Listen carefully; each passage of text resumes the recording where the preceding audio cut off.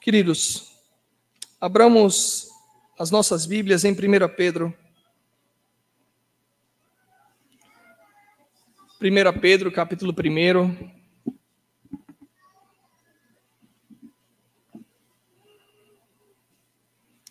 Vamos ler do versículo 13 até o 16. Mas a exposição ela vai estar concentrada entre os versículos 15 a 16. Hoje trataremos sobre o tema a busca pela santidade. Um tema um tanto desafiador, até para quem prega, mas que é necessário ser relembrado à sua igreja. 1 Pedro, capítulo 1, do versículo 13 ao 16. Todos acompanhem atentamente a leitura da palavra do nosso Deus. Por isso, cingindo o vosso entendimento, sede sóbrios e esperai inteiramente na graça que vos está sendo trazida na revelação de Jesus Cristo. Como filhos da obediência, não vos amoldeis as paixões que tinhais anteriormente na vossa ignorância. Pelo contrário, segundo é santo aquele que vos chamou, tornai-vos santos também vós mesmos em todo o vosso procedimento. Porque está escrito: sede santos, porque eu sou santo. Versículo 15, meus irmãos, acompanhe atentamente. Pelo contrário, segundo é santo aquele que vos chamou, tornai-vos santos também vós mesmos em todo o vosso procedimento. Versículo 16, porque escrito está: sede santos, porque eu sou santo. Oremos. Senhor Deus e Pai, diante da Tua palavra aberta, clamamos ao Senhor misericórdia. Clamamos que o Senhor fale conosco, apesar do pregador. Que o Senhor tenha misericórdia da Tua palavra, tenha misericórdia da Tua igreja, e que ela seja fielmente exposta para nos alimentar, ó Pai.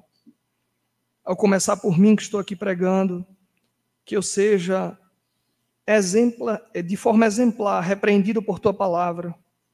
Que todos aqui, ó Pai, todas as famílias, possam entender a Tua palavra, possam compreender e não somente ser um ouvinte, ó Pai, mas praticante da Tua santa palavra. Essa é a nossa oração em nome de Cristo Jesus. Amém. Meus irmãos, o tema da santidade é um tema histórico na igreja do nosso Senhor Deus. Ela foi um tema fundamental na época da Reforma Protestante, período em que a igreja de Roma pregava a possibilidade de salvação através de indulgências. E aí os reformadores se levantaram, pregando fielmente as Escrituras, expondo de forma detalhada Romanos 6, explicando que nós éramos salvos pela graça, e não por aquilo que podíamos fazer. E ali tinha muito bem exposto o tema da justificação, para depois compreender de forma correta a santificação, que santificação a gente não conquistava a partir de indulgências, ou não se compravam a vida santa, mas, pelo contrário, em consequência dessa justificação, nós éramos buscados à santidade, nós éramos chamados a ter uma vida santa. Então, o primeiro ponto que a gente precisa entender aqui é entender corretamente o que é santidade segundo as Escrituras. Santidade, meus irmãos, se você for analisar a palavra em si, ela significa duas coisas: separação e consagração. Ou seja, sermos separados desse mundo, dessa era, para sermos consagrados ao nosso Deus. Só que a raiz hebraica da palavra santificação, além de implicar separação e consagração, ela tem um complemento muito interessante, que é uma separação e é uma consagração com um objetivo de nos tornarmos conforme a imagem de Cristo Jesus. Por isso que Paulo fala lá em Romanos, versículos 29, que Deus nos predestinou para sermos conforme a imagem de Cristo Jesus. Então, santificação é essa separação, é essa consagração com o objetivo de nos tornarmos parecidos com Cristo Jesus. Mas aí eu preciso dar um passo atrás. Entender um pouco sobre justificação. O que significa a justificação para eu poder compreender a santificação e não fazer uma confusão entre esses dois elementos. Por vezes, meus irmãos, a gente se depara dentro da igreja do Senhor, pessoas que acham que podem ser plenamente santas nessa era, que não têm nenhum contato com o pecado, que são pessoas santas por operarem milagres. Jesus vai dizer, não vos conheci, mas Senhor, em teu nome operamos milagres. Então, um primeiro aspecto é entender que santificação não tem nada a ver com operar milagres. Santificação é ser separado, consagrado conforme a imagem de Cristo. Mas como é que eu vou definir primeiro a justificação? Meus irmãos, justificação é um ato judicial. Se refere ao ato divino de Deus declarar uma pessoa justa, não pelo que ela faz, mas pela obra de Cristo Jesus. Então, a base da justificação é toda fundamentada na obra redentora do nosso Senhor Jesus. Através da fé dos crentes, por meio da graça, nós somos considerados justos diante de Deus. Romanos capítulo 5, versículo 1 vai dizer, justificado, pois, mediante a fé, temos paz com Deus por meio do nosso Senhor Jesus Cristo, por intermédio de quem obtivemos igualmente acesso, pela fé a esta graça na qual estamos firmes. Gloriamo-nos na presença da glória de Deus. Meus irmãos, justificação é um ato de Deus, em que eu e você não podemos fazer absolutamente nada. E porque somos justificados, aí sim somos chamados à santidade. Deus é tão grandioso, meus irmãos, que mandou Jesus Cristo a nos justificar. Isabela está passando por uma fase extremamente engraçada na infância dela. Tudo que ela vê novo, ela quer repetir várias vezes. Então, quando ela se machuca, ela pede para papai passar um remédio nela. A gente estava lá em Bonfim esses dias, aí eu acabei pisando num gafanhoto, quebrei a perna do gafanhoto. A Isabela, papai, pega o remédio para passar no gafanhoto. E veja, no meu tamanho, passar um remédio num gafanhoto não faz muito sentido, né? Isso ilustra muito bem a grandiosidade de Deus. Deus, ele se fez um inseto pequeno, veio até a forma humana. Cristo era 100% homem para nos justificar. Ele poderia, na sua grandiosidade, deixar a gente entregue às nossas falhas, às nossas quedas, mas não, ele decide de forma santa nos justificar. Então, justificação tem um status legal dado por Deus. Deus trata o crente como se ele nunca tivesse pecado, imputando a justiça de Cristo a essa pessoa. Ou seja, é um ato judicial. Mas aí vem uma coisa que deixa, às vezes, alguns crentes, ou falsos crentes, um pouco oriçados. Ah, Leonardo, já que eu sou justificado pelo que Cristo fez, não pelo que eu fiz, então eu posso viver de qualquer forma. E aí vem Paulo em Romanos 6 dizer, de maneira alguma. Porque somos justificados, aí é que vamos buscar a santidade. Meus irmãos, a justificação nos livra da culpa do pecado. A santificação nos livra do domínio do pecado. E a glorificação nos livra da presença do pecado.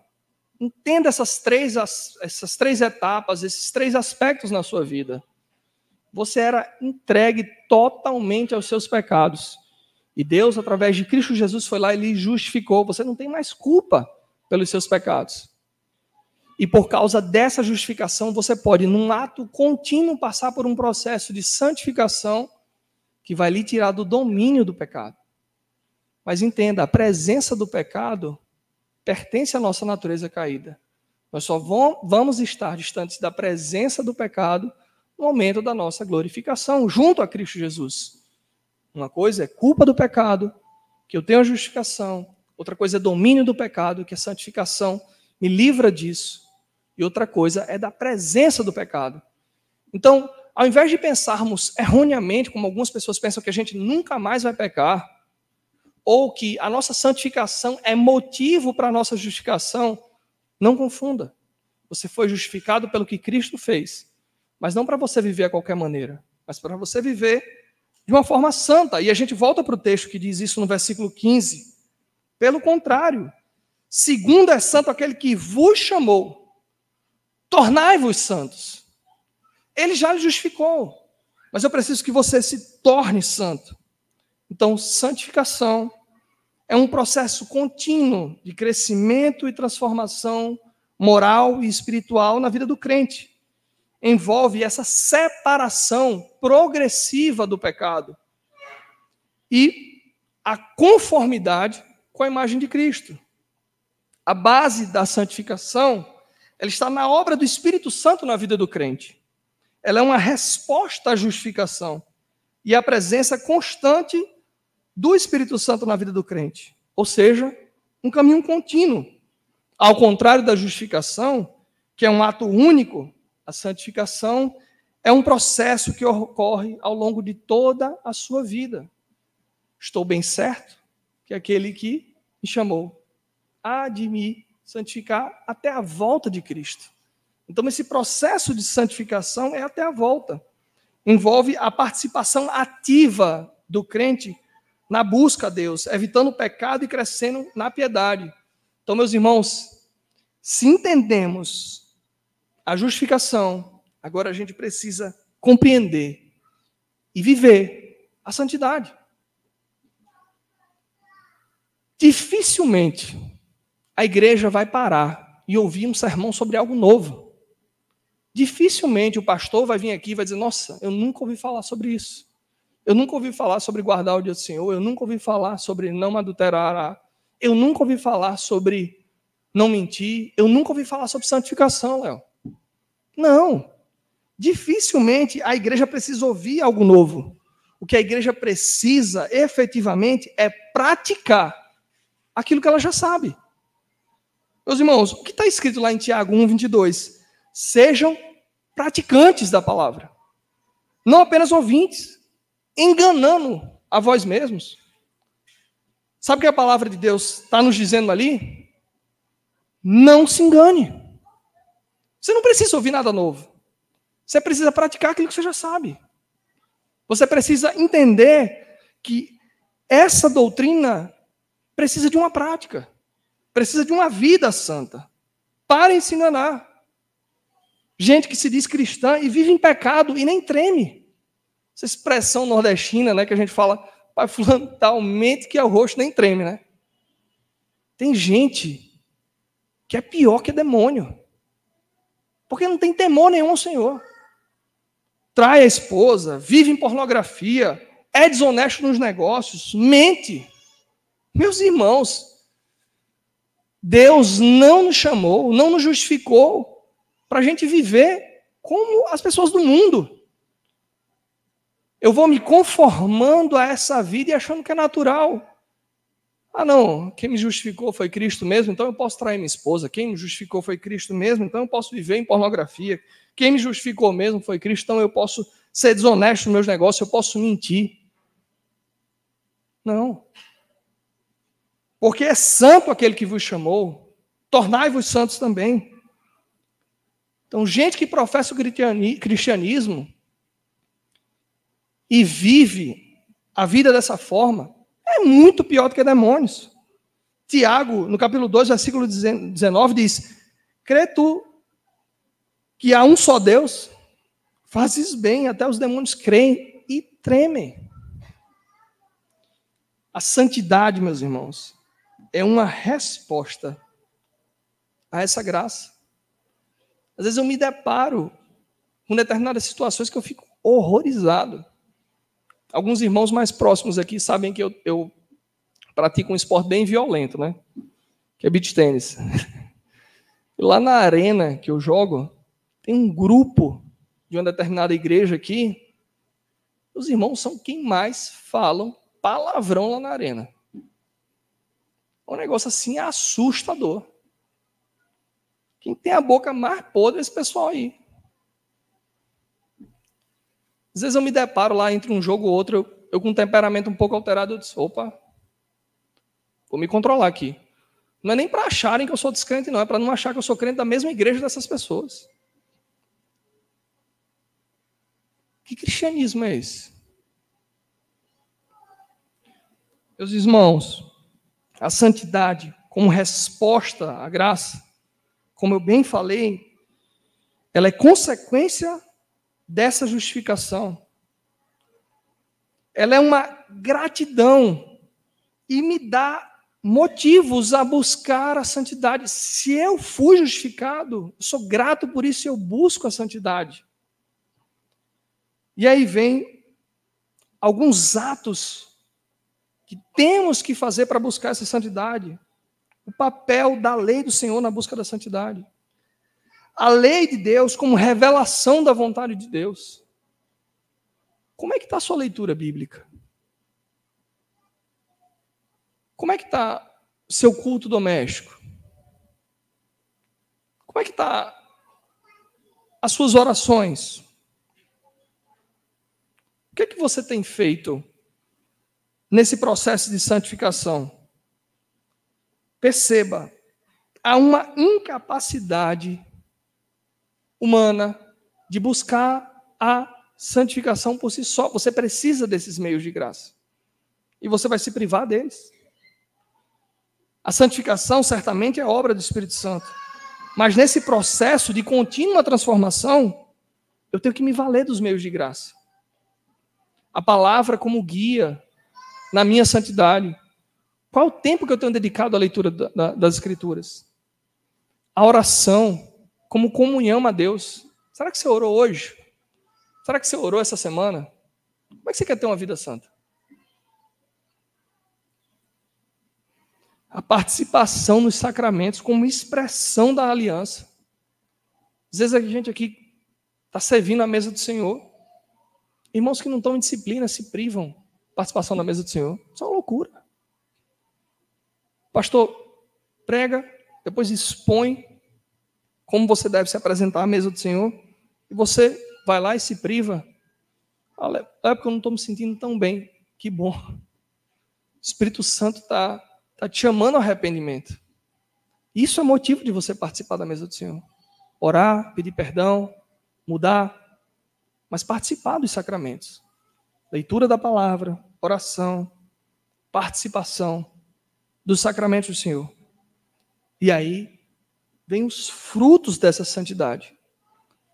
Quais são os impactos seus na comunidade? O que é que você tem feito que as pessoas ao seu redor, seja na sua família, seja no seu trabalho, consigam dizer: poxa, fulano é crente.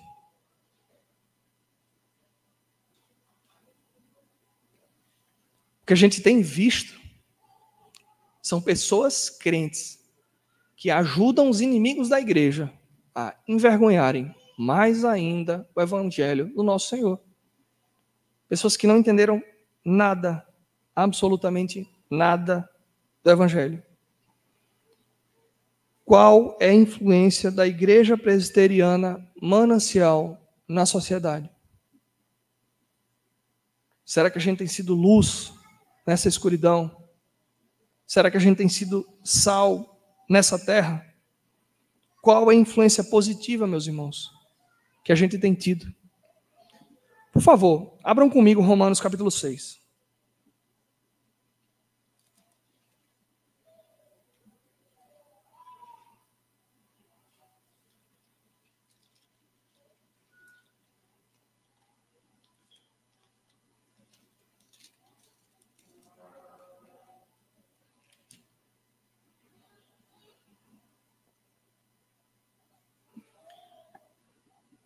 Eu quero que você acompanhe atentamente. Eu vou fazer uma leitura pausada. Acompanhe o que a palavra de Deus nos diz. Que diremos, pois? Permaneceremos no pecado para que seja a graça mais abundante? De modo nenhum. Como viveremos ainda no pecado? Nós, o que para ele morremos? Ou porventura ignorais que todos nós que fomos batizados em Cristo Jesus, fomos batizados na sua morte? Fomos, pois, sepultados com ele na morte pelo batismo, para que com Cristo, como Cristo foi ressuscitado dentre os mortos pela glória do Pai, assim também andemos nós em novidade de vida. Porque se fomos unidos com ele na semelhança da sua morte, certamente o seremos também na semelhança da sua ressurreição. Sabendo isso, que foi crucificado com ele o nosso velho homem, para que o corpo do pecado seja destruído e não sirvamos mais o pecado como escravos, porquanto quem morreu está justificado do pecado. Ora, se já morremos com Cristo, cremos que também com ele viveremos, sabedores de que, havendo Cristo ressuscitado dentre os mortos, já não morre. A morte já não tem domínio sobre ele, pois, quanto a ter morrido de uma vez para sempre, morreu para o pecado. Mas quanto a viver, vive para Deus. Assim também vós considerai-vos mortos para o pecado, mas vivos para Deus em Cristo Jesus. Não reine, portanto, o pecado em vosso corpo mortal, de maneira que obedeceis às suas paixões. Nem ofereçais cada um dos membros do seu corpo ao pecado, como instrumento de iniquidade, mas ofereçai-vos a Deus como ressurretos dentre os mortos, e os vossos membros a Deus como instrumentos de justiça, porque o pecado não terá domínio sobre vós, pois já não estáis debaixo da lei, e sim da graça. Percebe durante essa leitura os 3 pontos que eu bati? Estávamos perdidos nos nossos pecados, entregues a nós mesmos. Por nossa própria força, jamais seríamos justificados. Deus mandou o seu Filho, em forma humana, para morrer numa cruz que era minha e sua, para que fôssemos justificados e fôssemos libertados da culpa do pecado. Meu irmão, minha irmã, se você está lutando contra qualquer um dos pecados que eu citei aqui, pornografia, traindo sua esposa, mentindo, falando palavrão, entenda uma coisa: Cristo morreu por todos esses seus pecados. Satanás, ele não pode mais jogar esses pecados no seu rosto, porque você foi justificado. Mas entenda o segundo ato: ele lhe chamou para uma vida santa. Você não vive mais sobre o domínio do pecado. O pecado não lhe domina mais. Você pode lutar e vencer essa batalha. Mas entenda uma coisa: você pode voltar a cair. Porque da presença do pecado, só quando não estivermos mais aqui. Quando o Senhor Jesus terminar esse processo através do Espírito Santo na nossa vida. Se você cair, se você falhar, a culpa é toda sua. Mas Ele lhe justifica, lhe estende a mão, lhe dá a oportunidade hoje e até a sua morte de viver uma vida santa, de buscar ao Senhor em santidade e vencer essa luta. Não pense que, porque ainda temos a presença do pecado, que você deve se entregar a Ele. Meus irmãos, não seja reducionista em relação à doutrina da justificação, achando que porque somos justificados, vamos viver de qualquer modo. Paulo é claro: que diremos, pois? Permaneceremos no pecado para que a graça seja mais abundante? De modo algum. Entenda o porquê e o propósito da sua justificação. Arrependa-se dos seus pecados. Peça perdão ao Senhor por aquilo que você tem feito, que tem desagradado o seu santo nome. Você foi pago por um alto e sublime preço. E Deus lhe chama a viver uma vida de um modo santo, sem o domínio do pecado. Sabe qual é a minha diferença? E a sua diferença para uma pessoa que estupra, para uma pessoa que mata, para uma pessoa que abusa sexualmente uma pessoa? A presença de Cristo Jesus em nós. Somente isso. Não acho que você é bonzinho, que você é bonita, por isso que Deus lhe escolheu. Não. É obra da graça do nosso Senhor. Favor imerecido.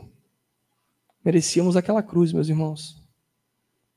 merecíamos ser transpassados, mas por nós, pecadores, ele foi transpassado, nos justificando e nos chamando hoje e até o dia da nossa morte a termos uma vida santa, que nos separe desse mundo e nos conforme à imagem de Cristo em tudo. Se você tem visto coisas que o seu Deus, que te justificou, não se agrada, abandone essa vida. Se você tem escutado coisas, participado de rodas e mais rodas de conversa que desagradam o nome do Senhor, se afaste delas. Se você tem falado de uma forma que a pessoa consegue ver qualquer coisa, menos Cristo Jesus, mude a sua forma de falar. A palavra do Senhor não fala só assim, não minta. Deixa a mentira e fale a verdade. Esse é o chamado da palavra de Deus. Buscar ter uma vida santa, como um reflexo dessa justificação. Não buscando minha justificação, eu já fui salvo, meus irmãos. Jesus morreu na cruz do Calvário por mim. Que a nossa maneira de viver, o nosso procedimento, o nosso falar, o nosso agir, o nosso pensar, esteja voltado a Cristo Jesus. Mas, Léo, como é que eu consigo fazer isso? É tão difícil. Eu sei. Pelas suas próprias forças, você vai falhar. Você só consegue se você se voltar a Deus. Lendo a sua santa palavra, meditando nela de dia e de noite. Léo, eu faço isso, mas é tão difícil, eu sei. Mas você só vai conseguir se você tiver uma comunhão com Cristo, através da oração. Orando ao Senhor de dia e de noite, pedindo a Ele que o santifique. Léo, mas é tão difícil, eu sei. Mas você só vai conseguir viver de uma forma santa se você entender a importância que são os sacramentos na sua vida. Que você pertence à aliança do nosso Deus. Meus irmãos, até aqui eu falei alguma coisa nova. Então não se enganem. Não sejam somente ouvintes da palavra de Deus, mas praticantes da palavra de Deus. Não seja um mero leitor da palavra de Deus. Seja um praticante da palavra de Deus.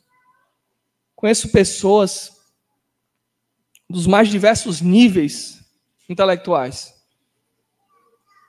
Pessoas que chegam para mim e falam, eu já li a Bíblia 6, 10 vezes. Eu nem digo quantas vezes eu leio a Bíblia. Mas eu olho para a vida dessas pessoas e digo, o que é que adiantou a leitura das Escrituras? Se não for o Espírito de Deus a revelar a sua santa vontade em nossa mente e mudar as nossas atitudes, vamos continuar sob o domínio do pecado. Deus não nos justificou para isso. Deus nos justificou para termos uma vida santa, um santo procedimento. A minha oração é que você se torne praticante da palavra. A minha oração é que você não se engane, achando que, ouvir essa pregação, minha vida vai mudar. Eu precisava ouvir essa pregação para daqui para frente não pecar mais. Se dessa porta para frente você não começar a ler as Escrituras, se você não começar a orar, se você não quiser viver essa vida, não vai ter impacto nenhum. Você ouvir pregações domingo após domingo, ouvir sermões e mais sermões no YouTube, e ninguém saber que você é crente só pela forma como você fala. Mas eu sou assim, Léo. Eu nasci assim, sabe? Eu sou um pouquinho sanguíneo. Sou assim, vou morrer assim. Você não entendeu nada sobre o processo de santificação. Não é Cristo que tem que se conformar ao seu proceder pecaminoso, ao seu temperamento pecaminoso. É você que tem que largar o seu temperamento, a sua forma de falar, a sua forma de pensar, a sua forma de agir, se conformar a Cristo. Enquanto não levarmos a sério um aspecto tão básico, vamos sofrer consequências severas no nosso meio. O Conselho convocou recentemente a igreja toda a jejuar, preocupados com a quantidade de coisa que estava acontecendo no nosso meio. Meus irmãos, a pior coisa de você estar numa guerra é você achar que você não está numa guerra. Estamos numa guerra contra Satanás. Ele quer destruir a sua casa. Ele quer destruir a sua vida. Ele quer chegar para você e dizer que é normal você trair sua esposa, que é normal você viver em porneia, que é normal você mentir, foi só uma mentira. Você está numa guerra. Entenda isso. Deus nos chama a uma vida santa. Faça uso dos meios de graça. Leitura, oração e sacramentos. Só assim, meus irmãos, de uma forma tão inovadora, né? Só assim vamos conseguir viver de modo digno a esse chamado. Sede santos, porque aquele que vos chamou é santo. Amém? Vamos orar? Senhor Deus e Pai maravilhoso, diante da Tua palavra e do Teu chamado, clamamos por misericórdia, ó Pai. Toda queda, todo pecado, todo erro, toda falha, sabemos que é nosso, ó Pai. Todo acerto, sabemos que é o Senhor em nós. Pedimos, ó Pai, que o Senhor continue operando em nossas vidas através da Tua palavra, mudando todo o nosso procedimento, que possamos glorificar ao Senhor, até na forma como comemos e bebemos. Que todo o nosso procedimento se conforme à Tua palavra, Pai, não para a nossa glória, pois não somos dignos, mas por causa do Teu santo chamado. Perdoa, Pai, as nossas falhas, as nossas transgressões. Agradecemos ao Senhor, porque na Tua infinita bondade o Senhor não nos trata conforme os nossos transgredir. Merecíamos a Tua ira, ó Pai, e o Senhor é gracioso conosco. Pedimos perdão, ó Pai, por tantas falhas, mas pedimos que o Senhor nos ajude a fazer uso dos meios de graça, que sejamos leitores fiéis da Tua palavra, que tenhamos, ó Pai, ouvidos atentos para ouvir a Tua palavra, mas muito mais que isso, ó Pai, que sejamos praticantes dessas verdades. Que o Senhor, em Tua infinita bondade, venha nos santificar através da prática dessa santa doutrina. Perdoa, Pai, pelas vezes em que descartamos a leitura da Tua palavra, pelas vezes que deixamos de orar, pelas vezes que erroneamente nos privamos dos Seus sacramentos. Pedimos que o Senhor nos corrija rapidamente e que possamos entender, ó Pai, que não estamos mais sob o domínio do pecado. E que logo, logo, estaremos diante do Senhor, sem mais a presença do pecado. Pedimos que o Senhor nos torne, ó Pai, dignos desse chamado. Essa é a nossa oração, em nome de Cristo Jesus. Amém.